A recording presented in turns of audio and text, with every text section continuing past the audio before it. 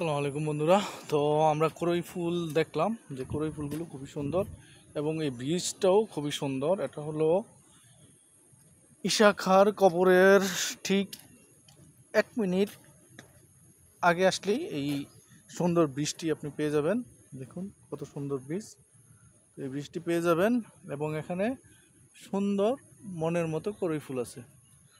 তো আপনারা যারা ঈশা খাঁর কবর দেখতে যান বা দেখতে আসেন, তো আপনারা অবশ্যই আসবেন। তো আসার নিয়মটা হলো, আপনারা যদি ঢাকা থেকে আসেন তাহলে টঙ্গী স্টেশন রোডে আসবেন। টঙ্গী স্টেশন রোডে আসার পরে একটা গাড়ি করে আপনারা কাপাসিয়া মোড় যে এলাকাটি আছে সেখানে আসবেন এবং সেখান থেকে আরেকটি অটো অথবা সিএনজি করে আপনারা চলে আসবেন বক্তারপুর বাজার। তো বক্তারপুর বাজার আসার পরে বক্তারপুর বাজারের পাশ দিয়ে একটি রাস্তা পশ্চিম দিকে চলে গেছে এবং সেই রাস্তা ধরে আপনি 5 মিনিট যদি হাঁটেন তাহলেই আপনি এই ঈশা খাঁর কবরে আসবেন। এবং ঈশা খাঁর কবরের আশেপাশে যে এলাকাগুলো আছে সেই এলাকাগুলো খুবই সুন্দর এবং খুবই মনোমুগ্ধকর এবং সৌন্দর্যে ভরপুর। দেখুন,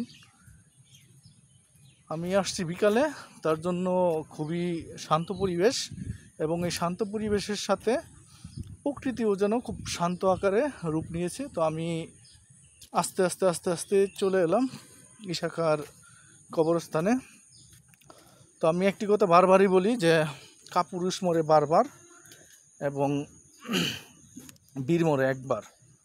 তো ঈশা খাঁ উনি একজন ব্যক্তিত্ব ছিলেন যে কিনা বাংলার 12 ভূঁইয়াদের মধ্যে অন্যতম ছিলেন এবং সেই ঈশা খাঁ উনি মূলত মুঘল সাম্রাজ্যের তৎকালীন যে সাম্রাজ্য ছিল আকবর, উনি আকবরের সাথে আকবরের যে শালা ছিল তার সাথে উনি যুদ্ধ করেছিলেন এবং যুদ্ধ করার ফলে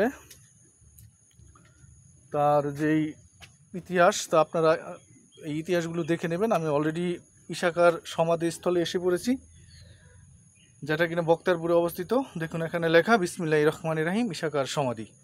তো এটা উদ্বোধন করেছিলেন জনাব মেহের আফরোজ চমকি এমপি, উনি উদ্বোধন করেছিলেন। তো এখানে আসলে দেখার মতো কিছুই নেই, জাস্ট তার শুধুমাত্র একটি সমাধি আছে এবং এখানে তার ইতিহাস লেখা আছে। ঈশা খাঁর ইতিহাসগুলো এগুলো দুই পাশে দুইটা ট্রান্সলেটে করা আছে, একটা হলো ইংরেজিতে এবং আরেকটা হলো বাংলায়।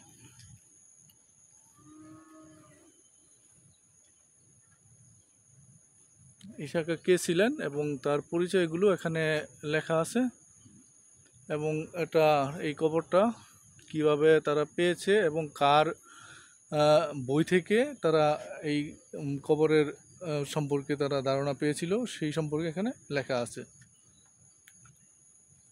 তো ঈশা খাঁর যেই ইতিহাস, সেই ইতিহাসটা যদি আমরা বলি, তিনি ছিলেন 12 ভূঁইয়াদের মধ্যে অন্যতম এবং এই বাংলাদেশের মধ্যে যদি আপনি 10টা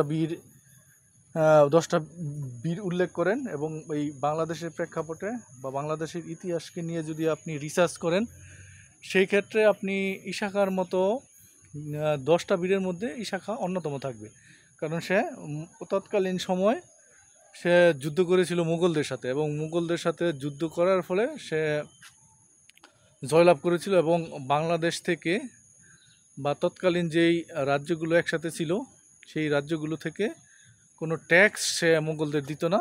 সে যতদিন বেঁচে ছিল ততদিন সে মুঘলদের সাথেই সম্পর্ক ভালো ছিল, বাট সে কোনো ট্যাক্স দিত না এবং তার আমলে এই বাংলাদেশটা খুবই সমৃদ্ধশালী ছিল এবং প্রচুর পরিমাণে বাংলাদেশটা উন্নতি হয়েছিল। তো এটা হলো দেখুন, এটা হলো ওনার কবর। এখানে কিছুই নেই, শুধু জাস্ট কবরটা আছে। তো কবরের আশেপাশের যে এলাকা দেখুন, এখানে বিলের মতো আশেপাশে বড়ই গাছ আছে এবং এটার আমি যদি এই পাশে যাই, দেখুন এই পাশের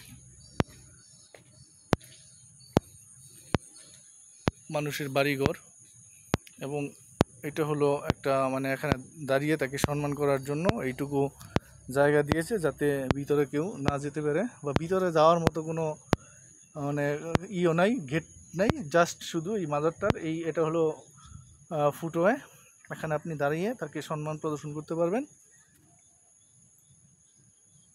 এটাই হলো মূলত তার সমাধিস্থল। তো এই সমাধিস্থল থেকে সবাইকে ধন্যবাদ জানিয়ে আজকের মতো এখানেই ভিডিও শেষ করলাম। সবাই ভালো থাকবেন, ধন্যবাদ সবাইকে।